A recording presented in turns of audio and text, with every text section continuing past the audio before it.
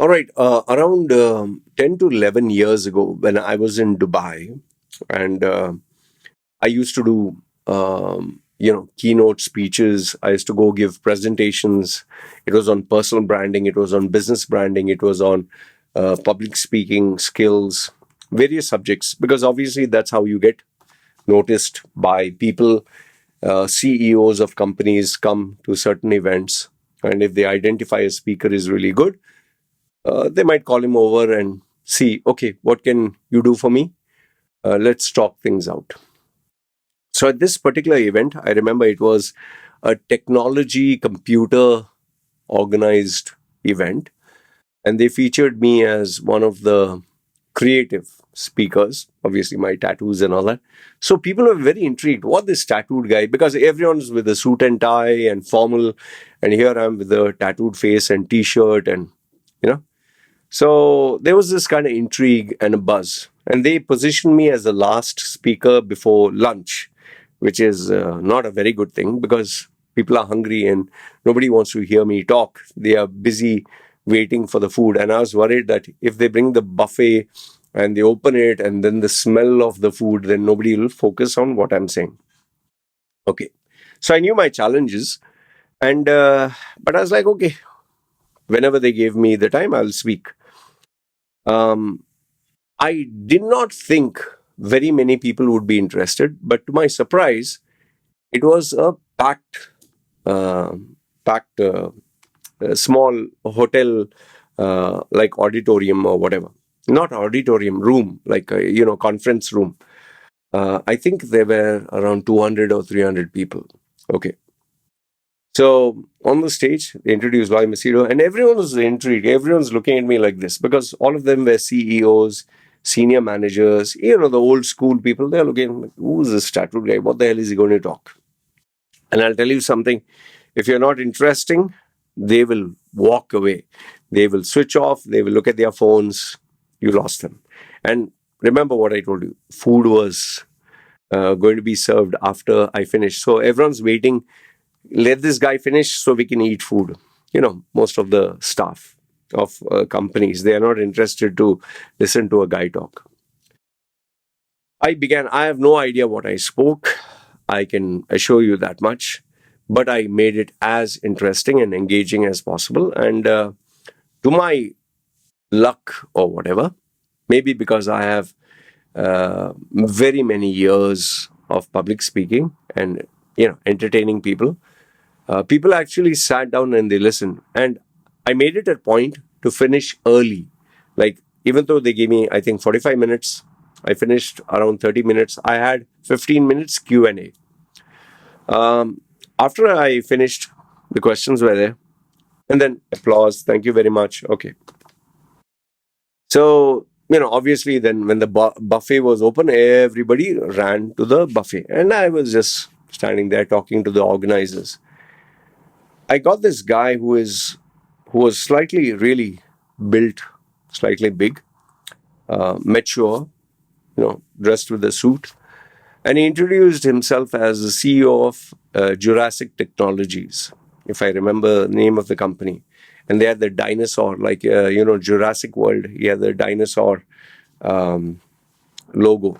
I'll see if I can find a photograph to share it with you. So he approached me and him with his assistants or his colleagues and said, "I listened to your talk, very interesting. Um, how are you placed in whatever the day or the thing? Like you to come for a meeting. Okay, like you to come for a meeting. We have a business proposal. Let's talk." So I was like, "Oh, perfectly fine. I'm perfectly okay because I that's how I that's how I used to get clients, customers, business." So we said fine.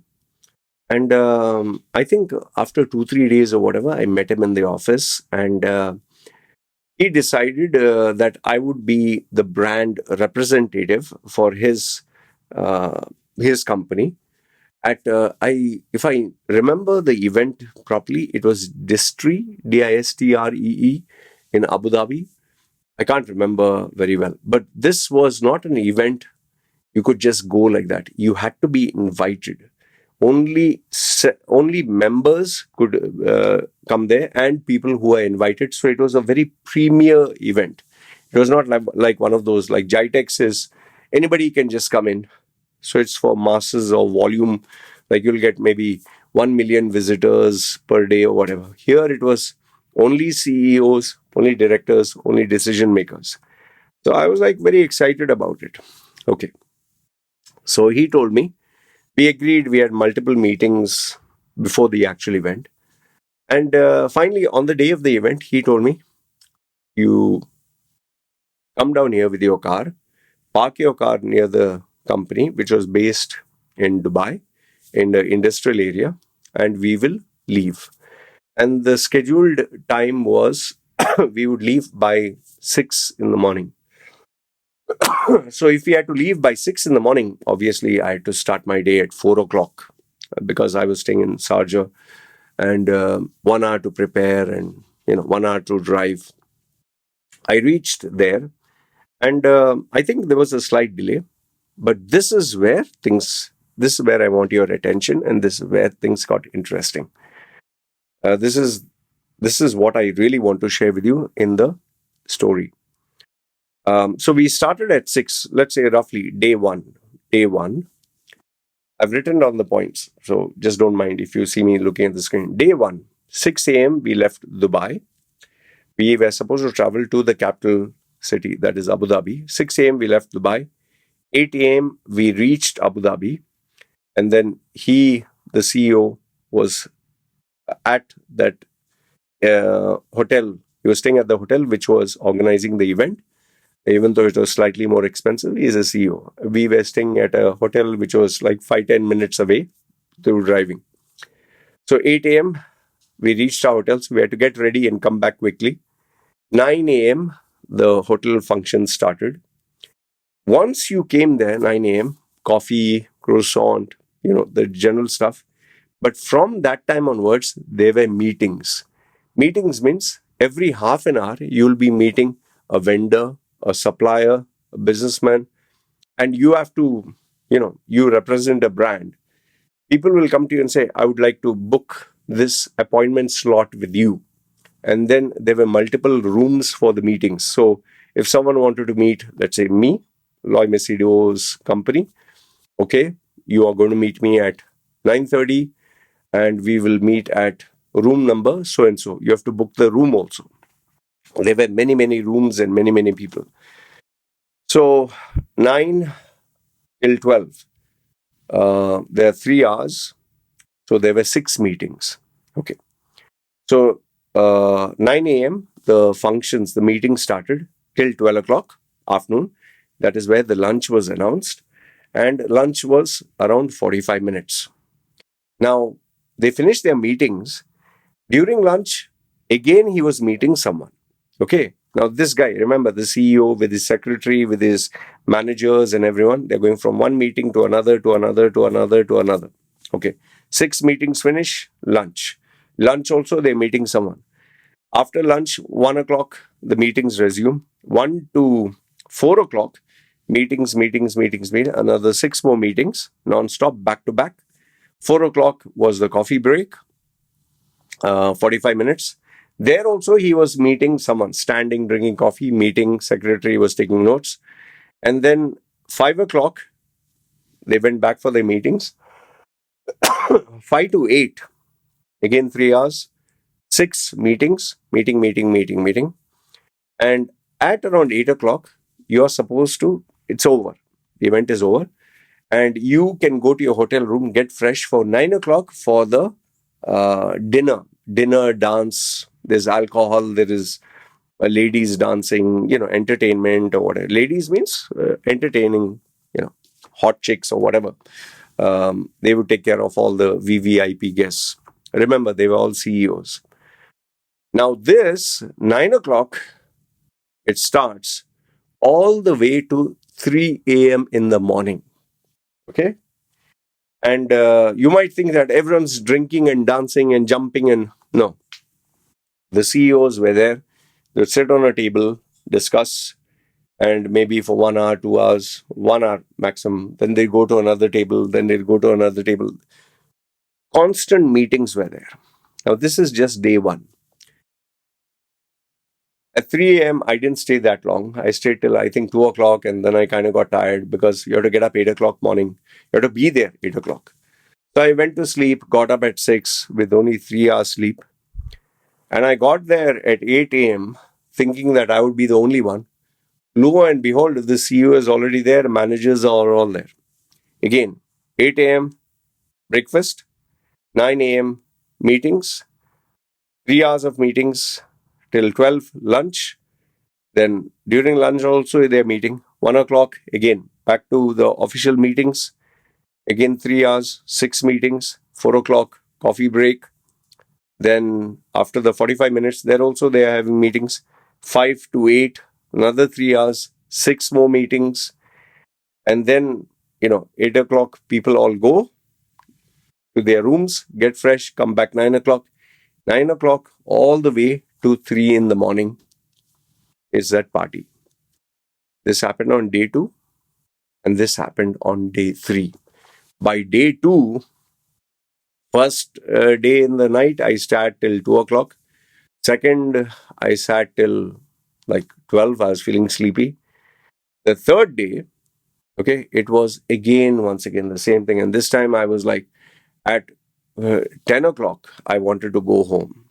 I just wanted to have the food and go home. Just imagine 3 days non-stop, right from morning till evening. Meetings, meetings, meetings, meetings.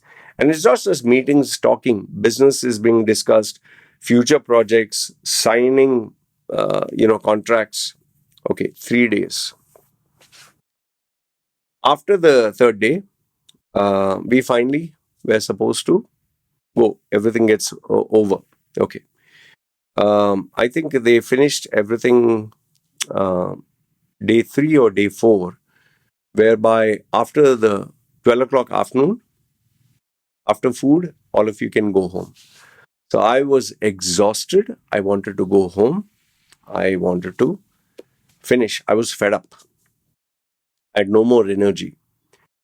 Now, at 1 o'clock, after food, we all sat in his big ass, like, vehicle. Okay. He had that, like an Escalade, very big four-wheel drive. I forgot to tell you this in the beginning of the story. We were all sitting in that big Escalade, like big vehicle, where there were 3 people here, 3 people here, 3 people there, like so many people. And throughout the journey, he was busy taking notes, he was giving notes, he was taking calls. Now, I thought it's time to switch off and relax. All the way from Abu Dhabi to Dubai, this guy was still taking calls after calls after calls, and giving dictation, notes, send this email, send that emails, do this, do that. So during a break, we stopped in between to have coffee and some snacks in a petrol station. I just asked him that, aren't you tired? To which he said, "No, I'm used to it, man. My life is like this 24/7. So I said, anyway, good thing is this exhibition is over. Now you can go home and relax and be with the family and take a day off. He like, what do you mean take a day off? There's no day off. He's saying as soon as I land in Dubai, I have another 4-5 meetings, and then dinner is already planned, and I have a meeting with that person also. And by the way, I forgot to mention, I think he had 3 secretaries. Okay.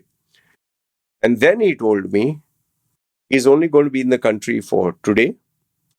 He is leaving night. He'll be sleeping in the aircraft, and he has already booked meetings for Malaysia, Singapore, Hong Kong, India, Qatar, Bahrain, Oman, name it. It was like crazy schedule. And then I asked him, when do you take a break? He's saying, yeah, I take a break during a nap or something.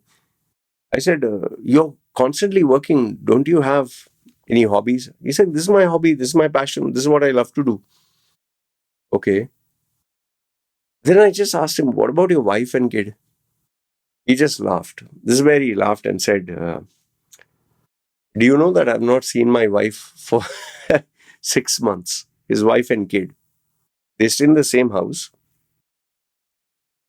They have the same villa, whatever. But he hardly gets to see his wife. His wife just meets him, what time you're coming in.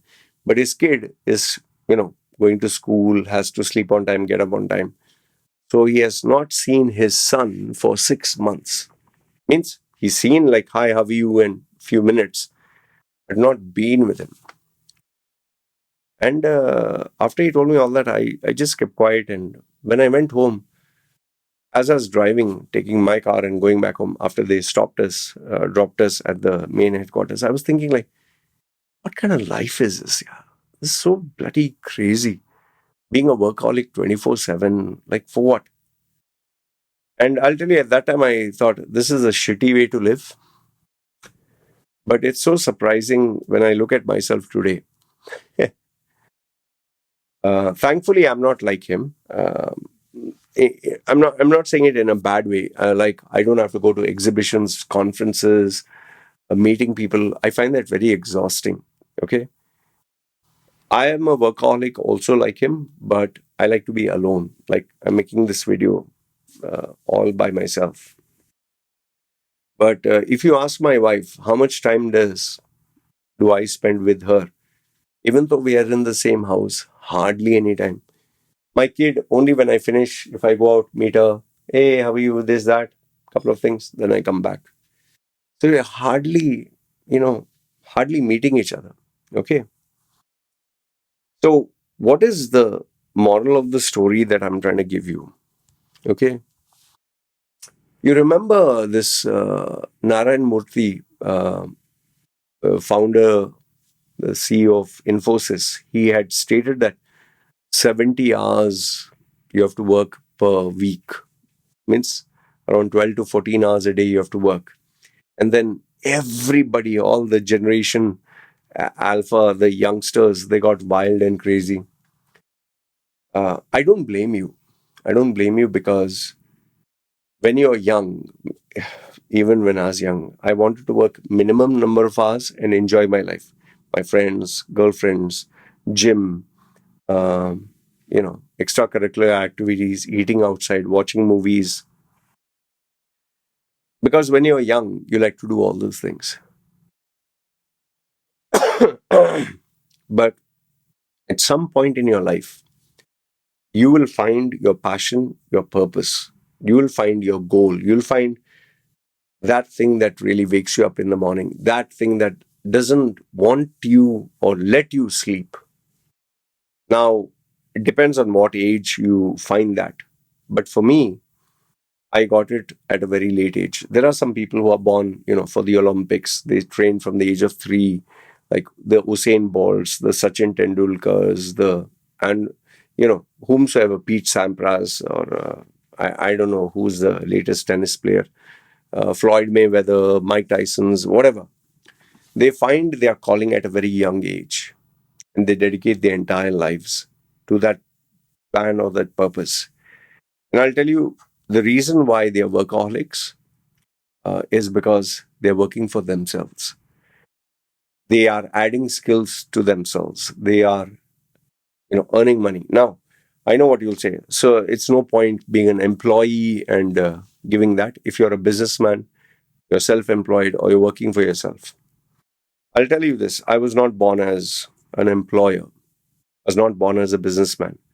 I also worked for somebody for many years of my life.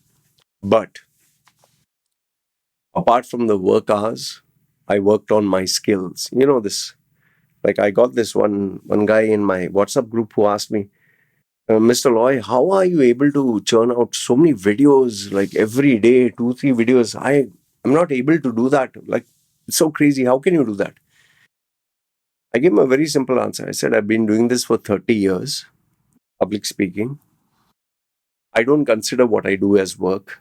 I consider it passion. I consider it a gift from the gods. I consider it an opportunity of a lifetime. And I enjoy what I do. I love what I do. It's like if you would give me play a video game or have fun, go for a paid holiday or do this, you'll be shocked. But I would actually prefer to do this. I get greater joy knowing that I'm able to work for my brand, put value outside, That joy of getting a customer, of being able to solve a customer's needs and problems, and earn that respect and feed my family and keep that respect. I love what I do, man. And the day you find that, now everything else will be useless and redundant. You will be passionate and focused about only your goal. So anyway, I thought I would share this very important story with you, and it's a true story. Huh? I'll tell you. I've not been in touch with that man. I don't know whether his company is still there, not there. But he really taught me a lesson on what hard work is.